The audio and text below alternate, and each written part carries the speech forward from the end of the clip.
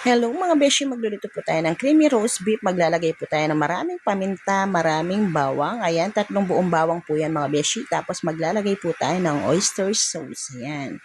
Tapos po mga beshi, ayan, lalagay po natin lahat yan. Tapos po mga beshi, maglalagay po tayo ng butter. Ayan, kung nakita nyo po, nilalamas-lamas po natin yung butter sa ating baka na nakalagay na yung bawang at saka paminta at saka oyster sauce.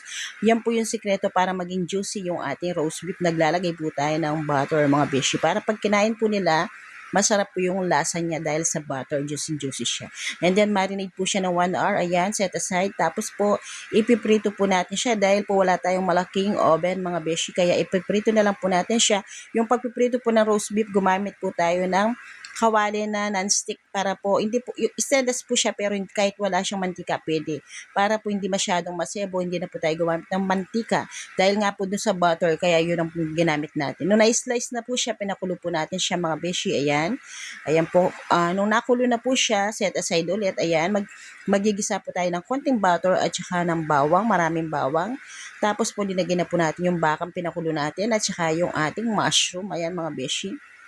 Mimekos-mekos po muna natin siyang igisa para hindi malansa yung ating baka. And then mga beshi, naglagay na po tayo ng ebap. Ayan. Ayan po mga beshi, yung ating ebap. Uubusin po natin yan.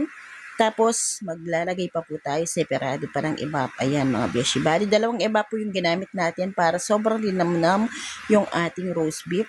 And then, mekos-mekos po bago tayo maglagay ulit ng Nestle cream naman ang ating lalagay mga beshi. Ayan. Mekos-mekos lang po. Tignan nyo naman po yung itsura niya mga beshi. Mukhang creamy na. Ebap pa lang po dinagay. And then, ayan mga beshi, maglalagay na po tayo ng Nestle cream. Ayan. Para lalong malinamnam at creamy yung ating roast beef mga beshi. And then, ayan naman po yung second batch ng ating Nestle cream. 2 ebap, 2 Nestle cream, lalong masarap ang ating roast beef mga beshi. And then, mekos-mekos lang po natin siya hanggang sa ma-absorb po yung kanyang mga linagay nating sangkap at maging creamy yung ating roast beef mga besh. Ayan.